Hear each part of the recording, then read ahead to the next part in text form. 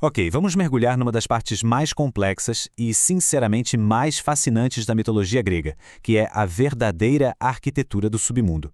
Sabe, essa ideia que a gente tem hoje de inferno, com fogo e um diabo, ela não bate muito com o que os primeiros poetas gregos descreveram. O submundo deles era um lugar muito mais organizado, governado por leis e com fronteiras bem claras. E para começar, é super importante separar o governante do reino. Vamos falar primeiro do deus, Hades. Ele não é uma figura do mal, não é o vilão da história, ele é um soberano, um rei absoluto do domínio dele. E o nome dele acabou pegando para o reino também, a casa de Ares. Esse é o destino da grande maioria dos mortos. Um lugar de sombras, de uma certa estagnação, não necessariamente um lugar de tortura.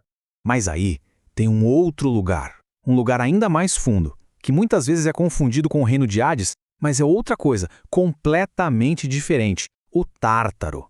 Não é só uma parte do submundo, é como se fosse o próprio alicerce onde tudo se apoia. Nessa descida, a jornada tem um início. Ela começa no Érebo. Pensa numa escuridão imensa, quase palpável. Uma espécie de hall de entrada que todas as almas precisam cruzar para chegar no reino dos mortos.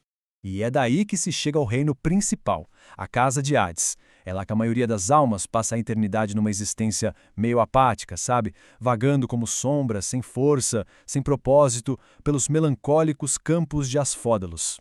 Então, qual era o trabalho de Hades, afinal? Bem, os títulos dele já dão uma boa pista. Ele era o Polidegmon, aquele que recebe muitos. E também o Pilartes, aquele que fecha os portões. O trabalho dele, no fundo, era de administração, de contenção.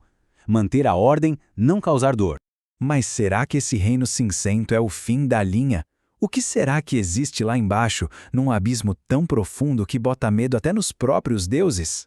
Para a gente ter uma noção da escala disso, o poeta Hesíodo nos deixou uma imagem mental que é bem poderosa. 9 dias e 9 noites caindo. Pare e pensar nisso. Não é só um número. É a forma que o poeta encontrou para tentar expressar uma profundidade quase impossível de conceber, uma distância realmente cósmica. E isso cria uma simetria no cosmos que é, ao mesmo tempo, brilhante e aterrorizante. O Tártaro está tão abaixo da Terra quanto o céu está acima. Ele é o anticéu, a fundação negativa do mundo inteiro. Mas um detalhe crucial. O propósito do Tártaro não era para almas humanas. Ele foi projetado para ser uma prisão de segurança máxima, mas para ameaças de um nível cósmico. E os primeiros e mais famosos hóspedes de lá foram os titãs, aqueles deuses que governavam antes dos olimpianos, e que foram derrotados por Zeus numa guerra que durou uma década inteira. E olha que interessante, não é Hades quem administra essa prisão. Zeus delegou essa tarefa aos Hecatonquiros, os gigantes de 100 mãos, que se tornaram os carcereiros de confiança do novo rei do Olimpo.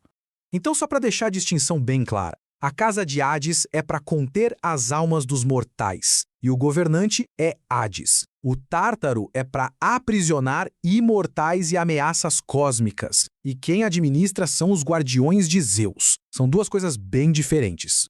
Ok, tudo bem. Tártaro para os deuses. Mas e aqueles humanos que cometeram os crimes mais terríveis? Onde eles entram nessa história? Porque as histórias da Odisseia vêm para complicar um pouco essas linhas tão bem definidas. É lá que a gente vê Sísifo. Pela sua astúcia em enganar os deuses, ele recebeu aquela punição que virou o maior símbolo do trabalho inútil e sem fim.